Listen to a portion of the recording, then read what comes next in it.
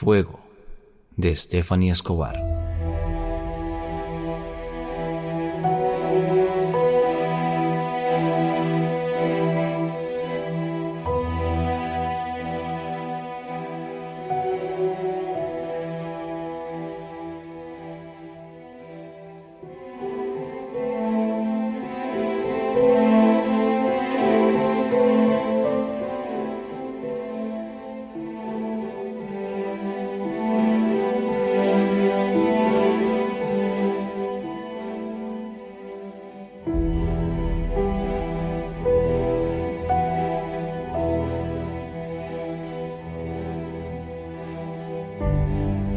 Fue en una miserable noche de copas que despertó en ella el animal que siempre estuvo adormecido en sus entrañas.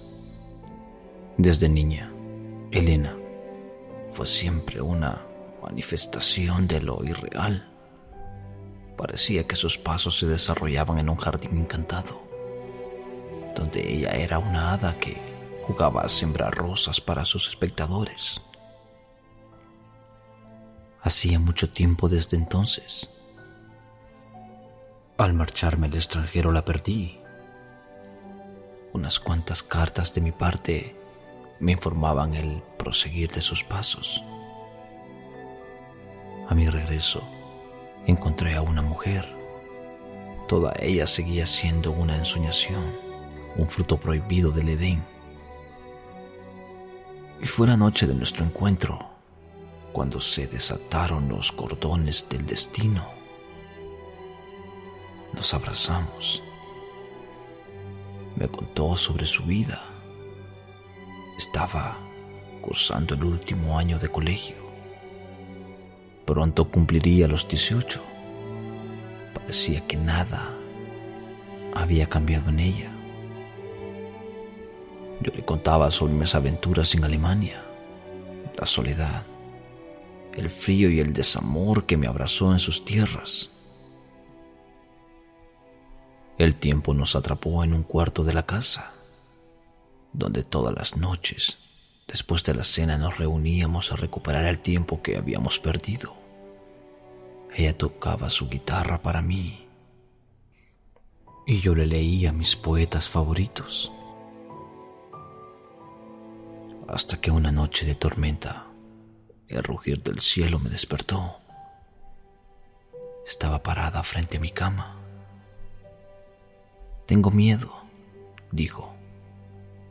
«¿Puedo quedarme aquí esta noche?»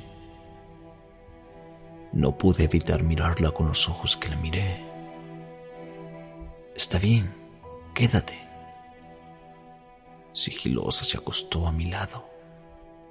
Yo estaba petrificado por el aroma de su cabello. ¿Recuerdas cuando niños, cuando papá salía de viaje, siempre íbamos a mi cuarto y a leerme cuentos de hadas para que no tuviera miedo a la oscuridad? ¿Cómo olvidarlo? Cuando te fuiste, te extrañé mucho.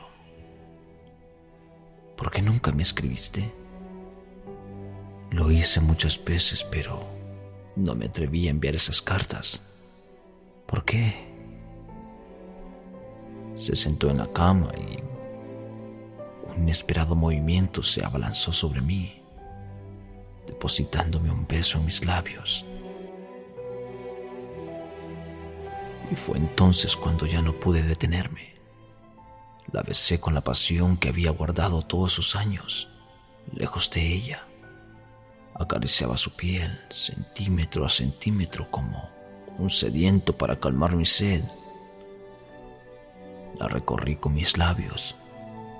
Toda ella se estremecía en mis caricias, con la sensación de mis manos jugando con la intimidad de su anatomía. La llevé al extremo del placer. Ella me amó y fue mía, y yo de ella. Desde ese día, a medianoche, se escurría a mi alcoba. Abría sigilosamente la puerta. Se desnudaba frente a mi cama y me hechizaba. No era yo quien la poseía. era mi demonio. Era él quien empujaba el manjar de su vientre y el vino de sus pezones. La conciencia no nos estorbaba para quitarnos la ropa. Hasta la noche, que sentados en la mesa, mi padre dijo que era tiempo de comprometerme, que la hija de uno de sus amigos se graduaría pronto en Londres, que quería que la conociera. Por lo tanto, tenía que ir por ella la próxima semana. Elena se sobresaltó, me lanzó una mirada suplicante y se levantó de la mesa.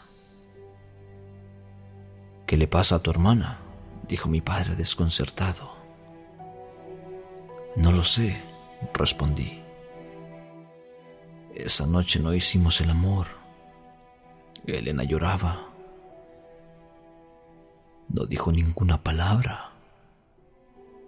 Recostada en mi pecho, el sueño la venció. No supe decirle nada. No había nada que decir. La realidad nos había enfrentado. Desde esa noche esperé a Elena, pero ella no volvió. A la mañana siguiente, cuando desperté, me enteré que le había pedido a mi padre que la llevara a la casa de campo. Él aceptó. Estaba tan triste que no pude negárselo, me dijo. Supongo que es por tu partida. Ya se le pasará. Así fue cuando te fuiste la primera vez. Partí a Londres esa misma tarde. Se llamaba Magdalena.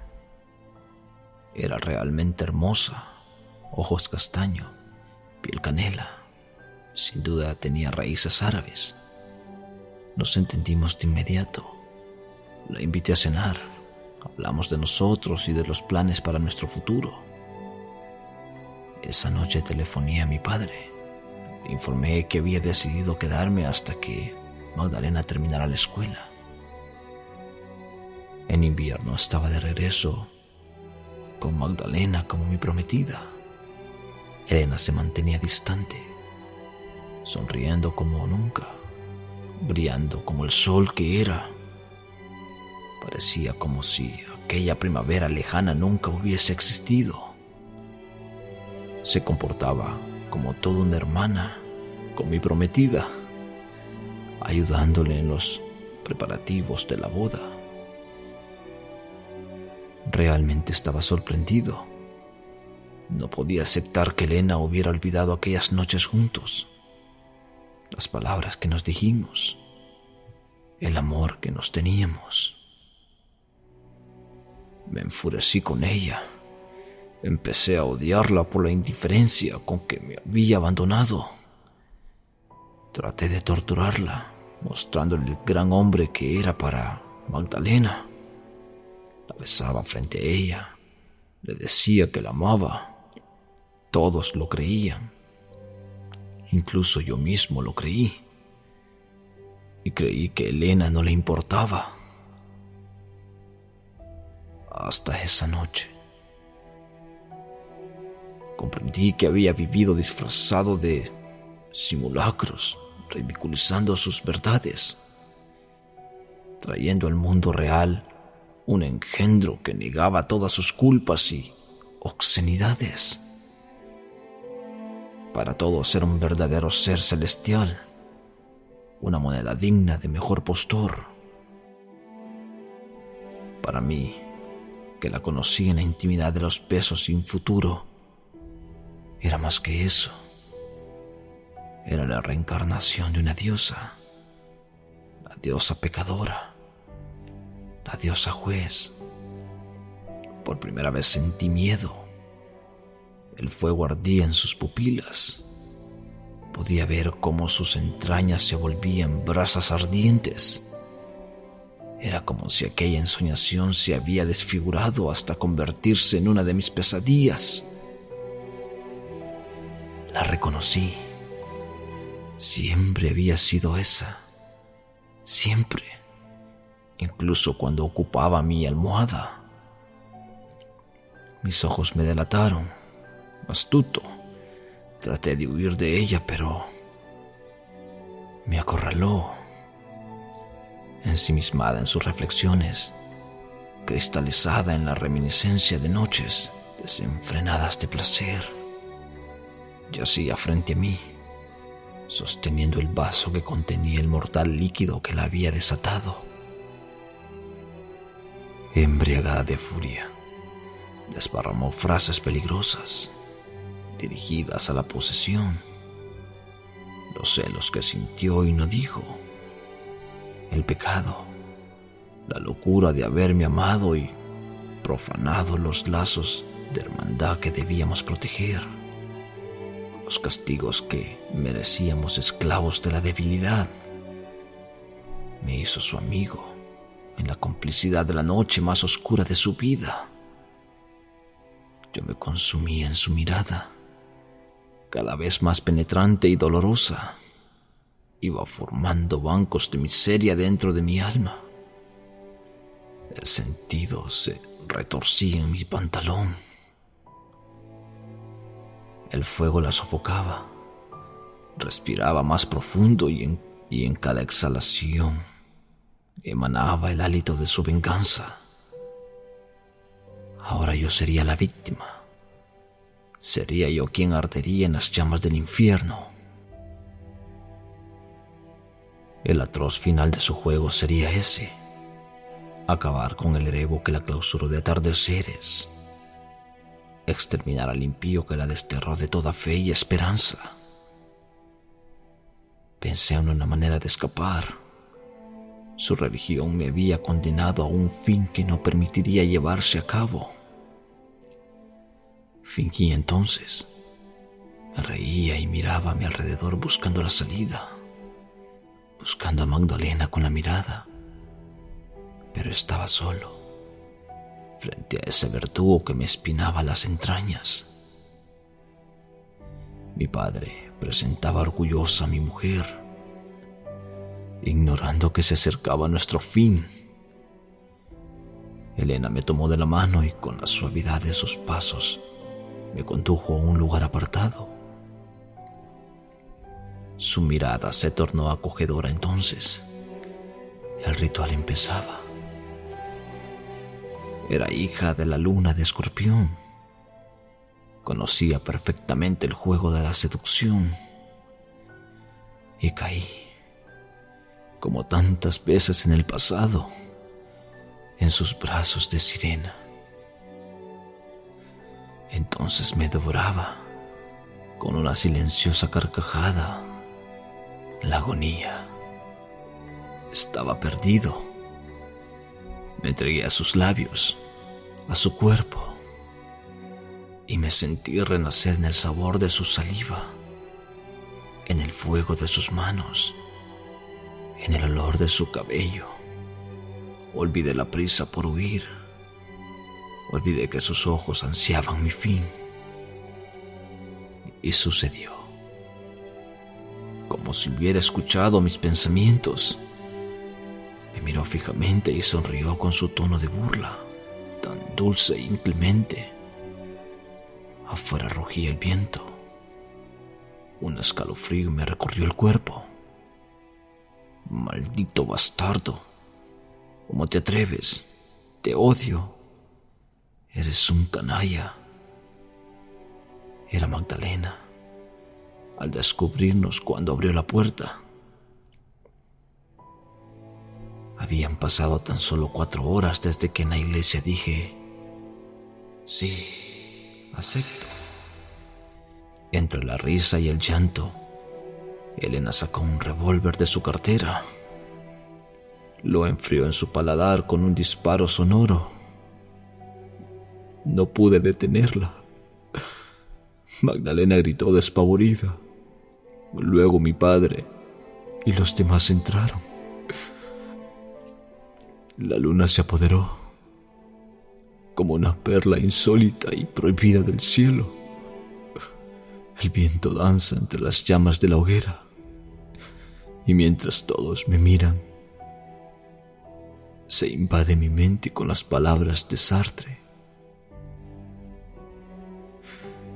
infierno son los demás.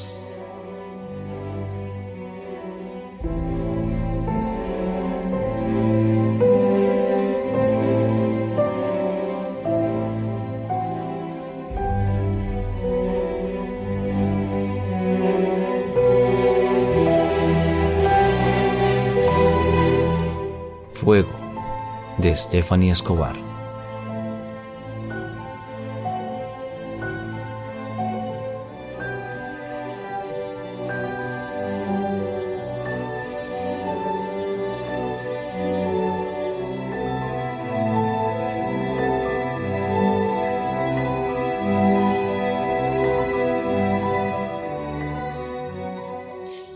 Y bueno, he encontrado a una chica que es muy valerosa al aceptar la invitación de hablar un poco en este podcast, ya que como saben no soy experto en estas situaciones, ni en mantener charlas, ni en nada, ni en entrevista. Es más, no tengo anotado nada para poderle preguntar. No sé qué va a surgir de todo esto. Pero ahora quiero darle la bienvenida después de escuchar ese bonito relato a Stephanie Escobar. ¿Qué tal, Stephanie? ¿Cómo estás? Hola, Walter. En primer lugar, muchas gracias por la invitación. De verdad que es un placer para mí estar aquí con vos, aunque estemos en la distancia.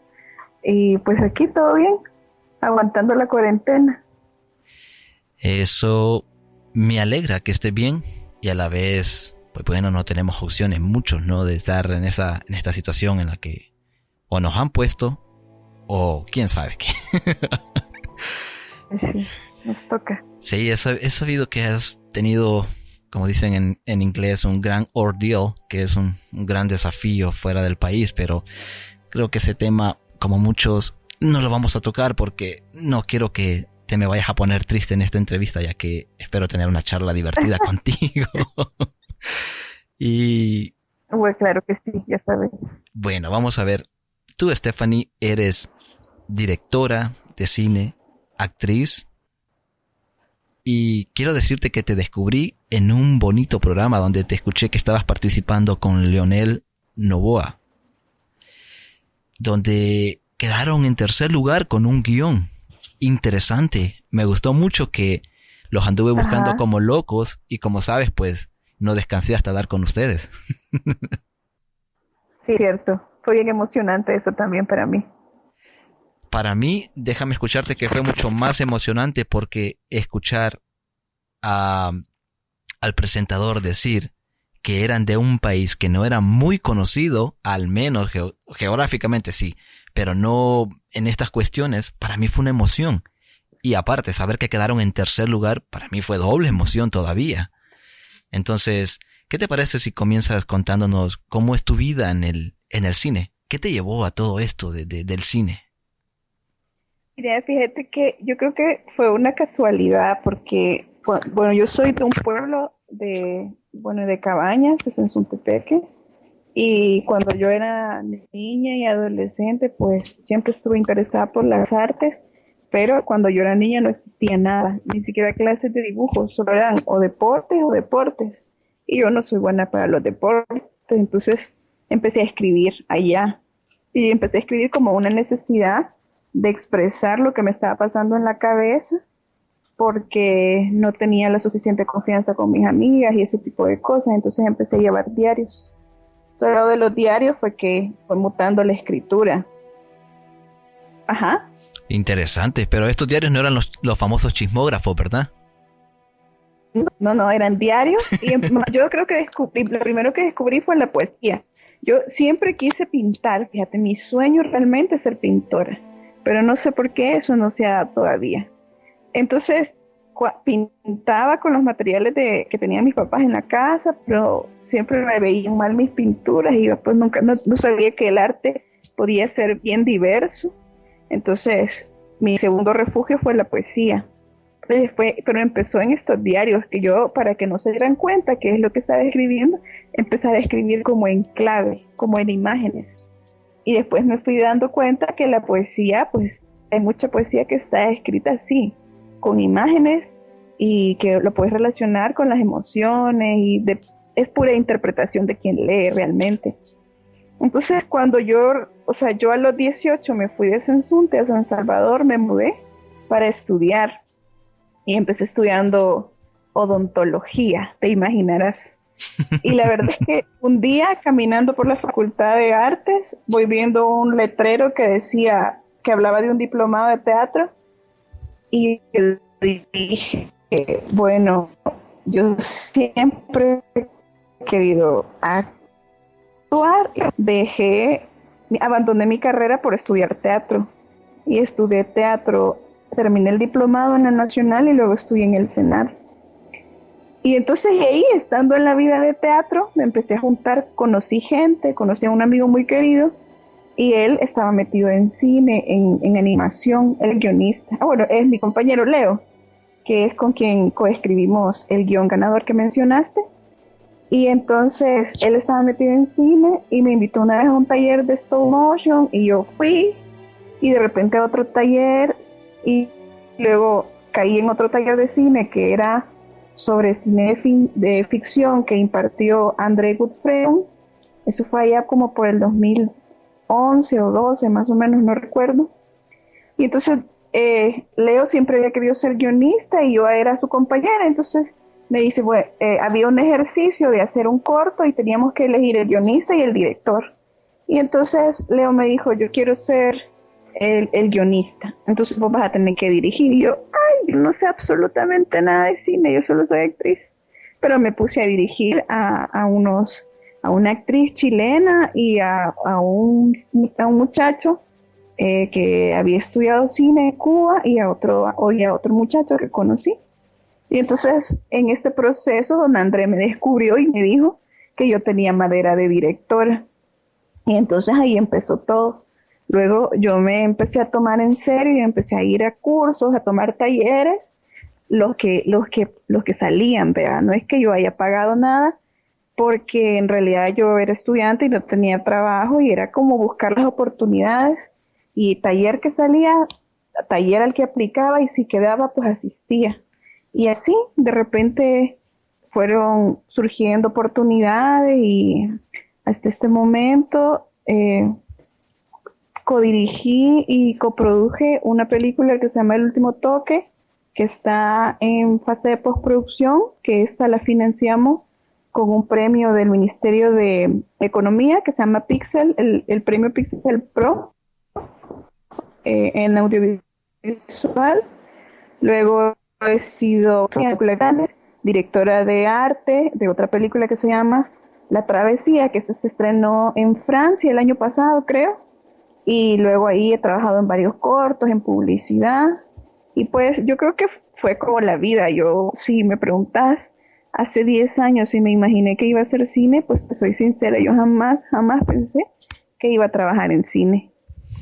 Es bastante interesante cómo una cosa te lleva a la otra, ¿no? Y ¿cómo ves el cine en nuestro país, Stephanie? ¿Crees que es algo que en algún momento va a crecer mucho más, o lo ves todavía en pañales? Fíjate que técnicamente hablando, o sea, a nivel de los técnicos que El Salvador tiene y del equipo que El Salvador tiene, o sea, sí estamos preparados para hacer películas. O sea, bueno, El Salvador es bien conocido por sus documentales.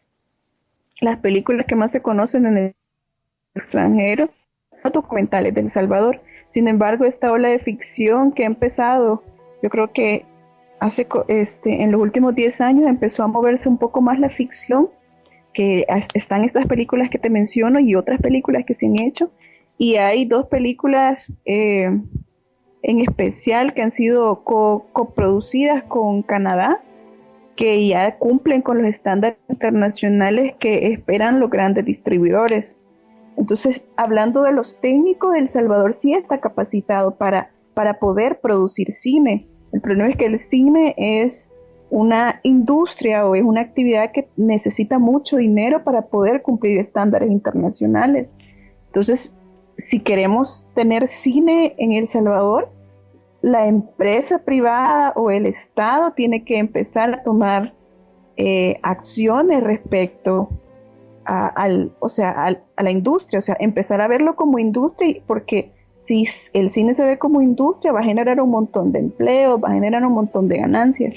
Y fíjate que de manera local, por ejemplo, una película que salió, si no me equivoco, como en el 2014, que se llamaba La Rebúsqueda.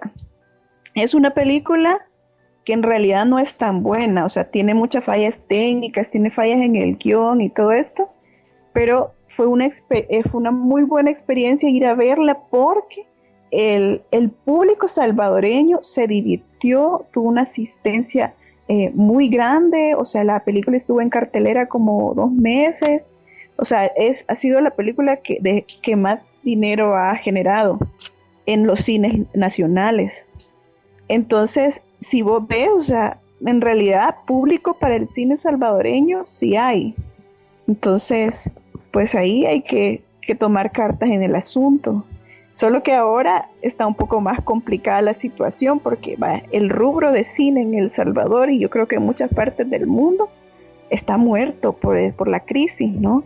Entonces ya no hay llamados, o sea, se están generando nuevos protocolos de cómo va a ser la producción audiovisual ahora, después del COVID. Entonces eso también es interesante porque pues tenemos que empezar a ser creativos y ver primero qué va a contar, qué se va a contar después de esta crisis, cómo se va a contar. O sea, con Leo estamos hablando sobre que él estuvo en una conferencia de guionistas y se trataba del papel del guionista después del COVID, ¿no?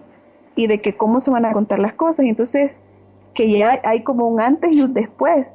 Tus historias se van a situar en el pasado, o en el presente, o en el futuro. Si están en el presente o en el futuro, ya implica que los personajes o el mundo en el que se están contando las historias está afectado por el COVID. Ya los personajes usan mascarilla, ya usan guantes, ya hay cierta paranoia por lavarse las manos y este tipo de cosas. Entonces, lo que está pasando es preocupante, pero a la vez es un reto para quienes nos dedicamos pues a este rubro. Es bastante interesante. Mira, te voy a advertir una cosa, creo que no lo hice anteriormente. Sí, mi mamá siempre dice que hablar conmigo es como tener ese tipo de pláticas, de hablar como los locos, me dice mi mamá, porque siempre estoy hablando estoy hablando de una cosa y luego me brinco a otra. Y el problema es que no tengo un guión, no tengo nada preparado. Y porque me interesan muchas cosas y sobre todo porque sé que eres bastante, no sé, ¿cómo se dice esa palabra? Diversa, voy a decirlo diversa, tal vez no sea la palabra correcta, pero sí.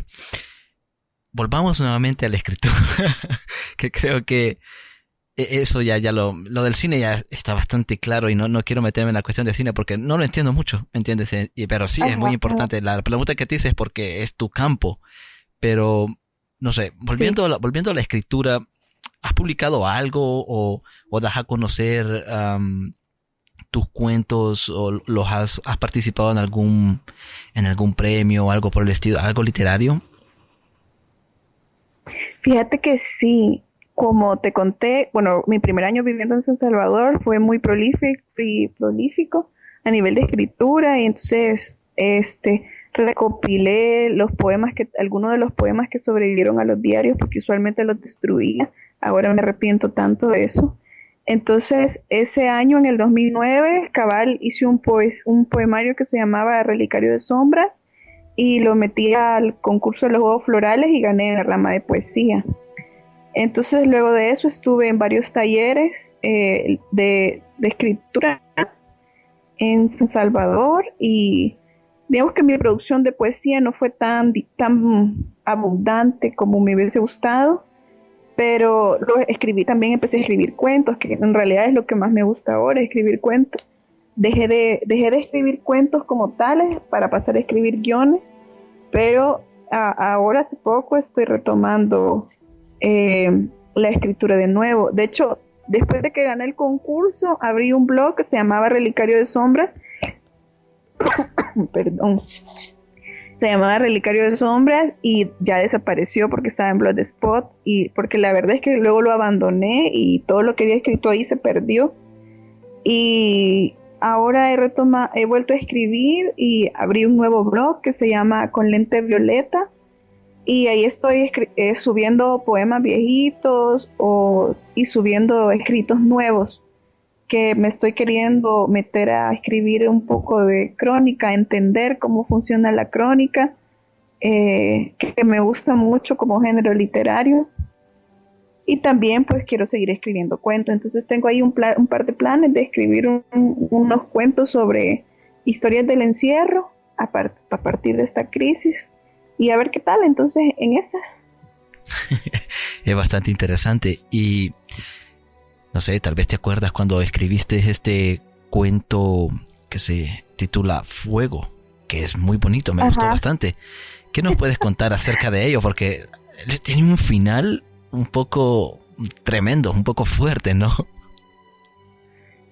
Sí, mira, ese cuento pertenece a un libro de cuentos que quise escribir y en realidad no lo he terminado. Hay varios cuentos que me faltan y hay cuentos inconclusos. Entonces, este cuento en particular surge, o sea, me inspiré, por así decirlo, que en esa época yo estaba leyendo mucho al Marqués de Sade, me eché casi que todos sus libros, entonces me obsesioné un poco con él y con estas situaciones humanas, y entonces, y también había leído a Sartre, que por eso termina así al final, que cuando el personaje dice que en realidad el infierno son los demás, porque él se iba a tener que enfrentar a las consecuencias de todo lo que había pasado, o todo lo que había hecho. Entonces esas básicamente fueron las inspiraciones. Y en realidad creo que esa es una etapa que tuve. Eso fue, creo, allá por el 2000. Ese cuento lo escribí entre el 2012, 13 y 14 más o menos, que me acuerdo. Y estaba como explorando también esta parte erótica. Siempre me han gustado las narraciones eróticas, pero es como es difícil, bueno, en realidad hay que prestarle mucha atención para no caer como en lo fácil de escribir, para no decir vulgar, sino que se mantenga delicado y femenino, como creo yo que lo logré en el cuento, y en los cuentos que escribí en esa época, que pertenecen a este libro. Este libro, que yo digo que algún día lo voy a terminar, se llama La Isla de las Ausencias. Y en realidad, o sea, lo que los personajes sienten todos los cuentos tienen en común que hay personajes que se sienten muy desolados interiormente, ¿verdad? En este caso era Elena, que es la hermana de él, y pues sí, así fue. Interesante. ¿Sabes a qué me recordó este cuento? Ajá. Al libro de Flores en el ático de Virginia Cleo Andrews. No sé si lo has leído. No lo he leído, no lo conozco. De hecho, no la conozco a ella. Léelo. Es una saga, bueno, creo que es una saga. Son varios libros, pero el primero está pero calidad. Por ahí lo puedes encontrar. Si no, al rato te comparto el link. Lo puedes encontrar en iVoox. Y es muy interesante porque no voy a decir que es parecido, pero es una trama tan difícil la que viven estos niños que es tremenda, es tremenda. Flores en el ático. Hay una película que fue ambientada, pero la adaptación está muy pobre y deja de... Bueno, yo creo que esto le sucede a todos, ¿no? Como cuando lees un libro que te ha impactado y luego ves la película y dices tú, no, esto no pudo haber sucedido. Entonces... Sí. Me recordó bastante a esa película porque a mí me impactó mucho cuando leí el libro de Flores en el ático. Uh-huh. Y pues hablando de no caer en lo vulgar, fíjate, déjame contarte también porque acabo de descubrir un podcast. Un amigo dice que estoy enfermo con los podcasts, tiene razón. John D., mi amigo, él dice que soy un maníaco, no tengo remedio, pero tiene razón. Hay un podcast, hay un podcast que se llama Cuentos Cabrones, ahí en iVoox, y habla, no sé, la verdad no soy muy experto en todo esto de la literatura, pero hay unos cuentos eróticos bastante, que menciona bastante explícito, entonces, y de por sí llevan ese título, así se llama el podcast, Cuentos Cabrones, porque son cabrones en realidad. Entonces, aunque el tuyo lo sentí un poco fuerte al leerlo, pero no lo sentí, digamos, tan agresivo así como para, no sé ni cómo explicarte lo que quiero decir ya, creo que, pero sí, lo sentí un poco al final, más que todo me dio esa vuelta al final cuando lo leí, porque me dejó ese sinsabor, digamos que me dejó un poco descolocado, porque no me lo esperaba en realidad. Ajá. Y mira, me encanta la reacción que tuviste, la verdad. Sí, no. Realmente estos cuentos los ha leído muy poca gente. Serás la tercera persona que los lee.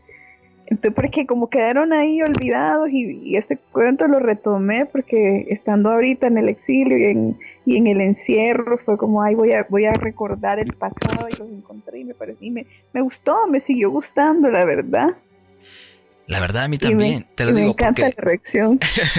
sí, no, yo tengo un grave problema. No sé si es por mi léxico, que es pobre, o no sé por qué, pero aunque lea algo y quiero expresarlo, no puedo, no sé por qué. La verdad, te soy honesto, no entiendo. Cuando me piden explicación de algo, paso de largo mejor, porque no sé explicarlo, aunque en mi cabeza tenga las palabras, pero no sé, no puedo, no sé, porque como que la lengua no me da para decir cosas serias, solo para hablar por tonterías, ¿me entiendes? Pero esa es otra cuestión. Entonces, la cuestión es cuando hay un proceso, ¿verdad? En todo esto, mucha gente no sabe y ellos piensan que hacer un podcast es algo comida de tontos, como decimos en El Salvador, pero no lo es, porque lleva horas de trabajo. Entonces, porque yo primero grabo la voz, luego la edito, quito esas partes que me salieron malas y algo otras que de vez en cuando me como unas palabritas y le pongo otra, ¿verdad? O cuestiones que me pasan así, que es un defecto que he tenido toda mi vida. Pero luego cuando le monto la música, y porque yo lo escucho 3-4 veces hasta que está a mi gusto, aunque no sea el gusto de todos, pero está a mi gusto y me siento bien con ello, lo escucho 4-5 veces.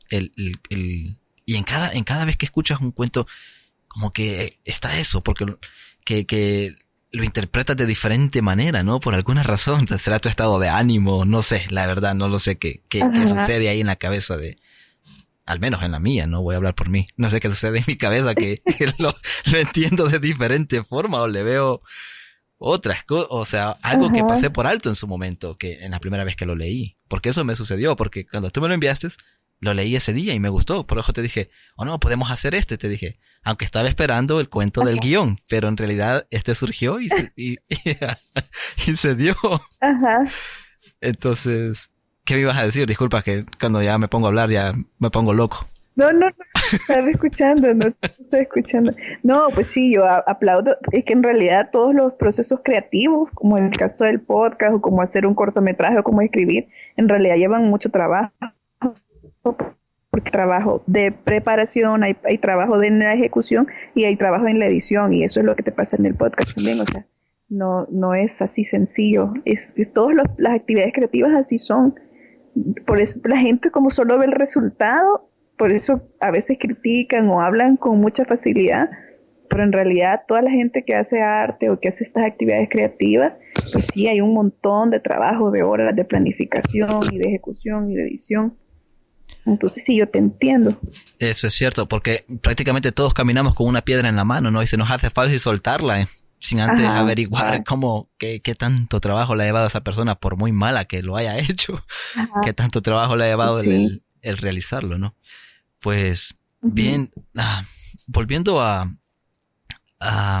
lo de la poesía, aparte de los juegos florales que ganaste, no sé si ya me lo habías dicho, no sé si alguna vez has participado en alguna antología o algo por el estilo, o has adaptado más obras de las que has creado en guiones para alguna producción que ande por ahí, ¿o no? Fíjate que sí, en el tiempo ese que anduve en poesía, estuve en varios recitales, estoy estoy como en 2 antologías, creo yo. Bueno, una en la que... no, mira, son 3 ahora que recuerdo. Mira, una es de mujeres, como fue hace tantos años, yo ya no me acuerdo, ni siquiera he visto las copias, nunca he visto las copias. Eso cuando dices, eso cuando dices que fue hace tantos años te hace sentir demasiado mayor y no lo eres en realidad. A ver, está bien, O sea, está fue cipota. como en 2011, 2012, sí, tengo 29 años, bye. Pero yo lo siento que fue hace tanto tiempo. Entonces, mira, sé que estoy en una antología de mujeres y sé que el antólogo Vladimir Amaya me incluyó en una antología de los poetas de los 90, de los que nacieron en el 90, pero nunca he visto una copia, o sea, lamentablemente. Y el año pasado, el antepasado, participé en una antología de poesía lésbica que está haciendo una amiga mía como trabajo de graduación, entonces me incluyó. No es poesía lésbica, es poesía de la diversidad sexual. Entonces estoy ahí también. Esas son creo que son todas y las que me acuerdo en realidad. Y de adaptaciones, el último toque, por ejemplo, la idea original es mía, yo escribí el cuentito y lo tengo registrado, entonces, y esa idea original la adaptó Leonel a guión y fue la peli que hicimos. Luego, este guión que ganó viene de un cuento mío que te lo voy a pasar después para que lo leas porque me va a encantar escucharlo.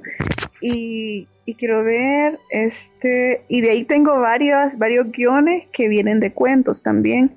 Y de hecho este cuento estamos pensando en adaptarlo también, en hacerlo guión. Así que hasta el momento eso sería.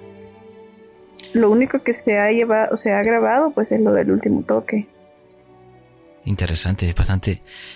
Ese cuento que del guión ganador habla acerca de una vivencia que tuviste con tu abuela, ¿verdad? Fíjate que sí, ese cuento se llama Para que no te olviden. Entonces está inspirado en mi relación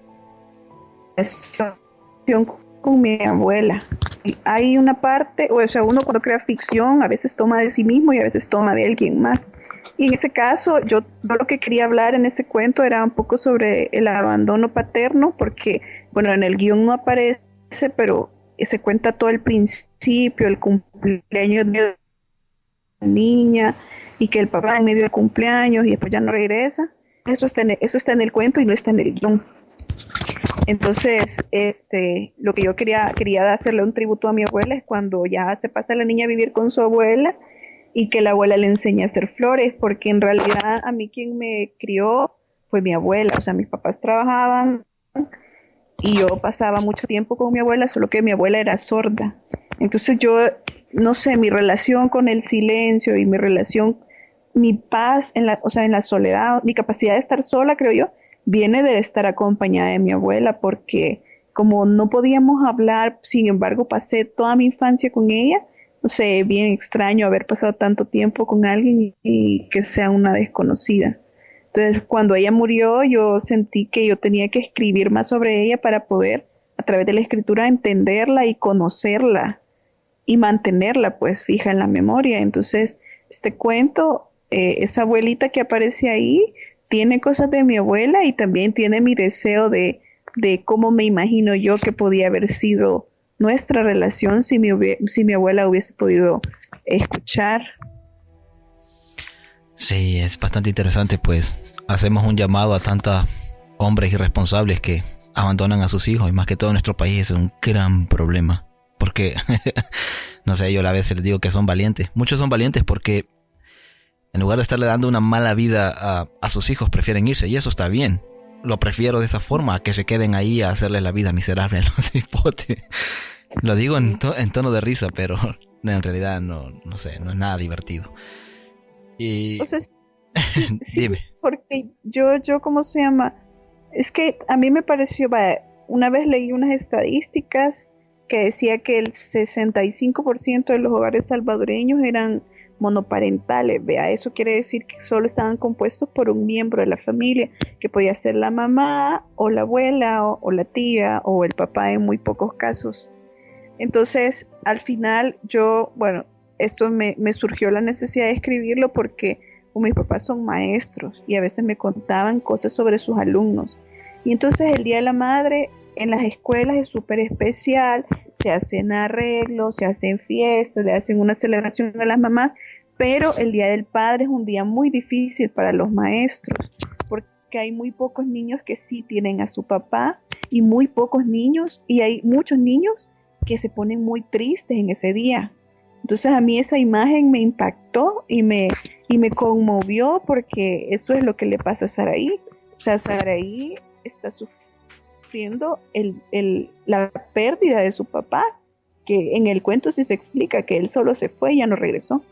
Entonces me parece importante que de alguna manera, o sea, el cuento está contado con un tono infantil, o sea, desde el punto de vista de ella, porque yo a quienes les quería hablar, o sea, era a los niños, vean, o sea, para que aprendieran como a lidiar con el duelo, o como que aprendieran que hay otros niños que están en su misma situación, que está bien estar tristes, y que algo pueden hacer para sentirse mejor. Cierto, y fíjate que fue bastante interesante porque, bueno, yo casi no hablo de mis cuestiones personales, de mi vida personal, ¿verdad? Pero con cuando escuché ese guión me sentí bastante identificado, y cuando los escuché a ustedes acerca de que iba el cuento, me sentí identificado porque, igual, siendo salvadoreño, mi abuela prácticamente nos crió a nosotros, a mis hermanos y a mí. Entonces, y porque mi mamá trabajaba en San Salvador y la veíamos en ocasiones 3 días cada mes, ya ves cómo es la cuestión en El Salvador, ¿no? Y en la temporada que mamá decidía quedarse en del pueblo que somos nosotros, pues entonces ahí la teníamos, pero era prácticamente solo mi mamá y mi abuela la que hacían esa labor, ¿me entiendes? Entonces por eso me sentí bastante identificado, ya no solo porque ustedes eran salvadoreños, sino que por el trasfondo que tenía este guión, y cuando ustedes salieron hablando en ese podcast acerca de que estaba basado en el cuento y te escuché a ti expresarlo, pues dije, wow, con razón, me tocó esa fibra ahí en el fondo de mi corazoncito. Mira qué alegría, a mí me gusta escuchar eso, porque muy pocas veces, bueno, como te digo, vea, o sea, yo en realidad, después de que me publicaron, no he compartido mi trabajo y mi sensibilidad, y hasta ahora que he abierto el blog. Entonces para mí es muy satisfactorio saber que has tenido estas reacciones, tanto con el cuento que leíste hoy, como con el guión y como con la historia del cuento, que te lo voy a pasar luego. Entonces para mí es muy satisfactorio, porque al final, para mí escribir se trata de compartir mis emociones y hacer que vos y que me lean. Para mí eso es como un éxito. Y sí que lo es, porque yo he escuchado muchas veces de que dicen, si haces algo con pasión, digamos, como en esto que hago yo, suponer el podcast, dice, con una persona que te escuche, ya vale la pena seguirlo haciendo. Entonces sí, imagino que también califica para lo que, como lo que haces tú, digamos. A veces es difícil cuando escuchas un guión, digamos, si no estás acostumbrado a escuchar eso. Pero yo tengo una cosa, fíjate, yo todo lo veo en imágenes. Cuando yo leo algo, ya comienzo a formarme una película en mi cabeza. Entonces, y a veces por eso te digo que cuando me piden la explicación de un cuento o que exprese con mis palabras, la verdad no sé hacerlo, porque yo ya me he creado mi propia película con lo que leo y no sé si es un problema, un defecto, no sé, o un defecto en la Matrix, dicen muchos, ¿no? Pero en mi cerebro sería en este caso. Ajá. Pero sí, te digo, me tocó lo más profundo de mi ser, ese guión que leyó. No me recuerdo ahorita cómo se llama, pero es de Guiones y Guionistas. Es un podcast que también está aquí en la plataforma de Evox, para los que nos escuchan en Evox, o también en la plataforma de Spotify. Lo he escuchado también por ahí, más de alguna ocasión. Pues Stephanie, no sé, quiero darte las gracias por haber aceptado esta pequeña charla y ser parte de este humilde podcast. Mira, vos, muchísimas gracias. La verdad es que me la he pasado muy bien y te agradezco también por la invitación. De verdad que para mí es un placer estar aquí, platicar y compartir mi trabajo. Como te digo, casi no lo enseño, entonces me siento privilegiada por la invitación y espero que se repita. Claro, ya sabes, así aquí, que, gracias. Aquí tienes tu casa, prácticamente es tu casa, porque vas a quedar aquí alojada en un cuartito ya y de aquí a nadie te saca. Ah, muy bien. Muchas gracias. Así es de que un placer haber charlado contigo, aunque como te dije, pues soy un poco desordenado en todo lo que hago. Pero espero que lo hayas pasado muy bien y que no te haya puesto en apuros. Nada que ver, yo soy platicona, ya viste. Eso sí. Bueno, Stephanie, un abrazo y que estés bien y que pronto salgas de esa pequeña pesadilla que estás viviendo ya los días finales, creo. Sí, ya casi. Bueno, un abrazo y que estés bien. Bueno, pues.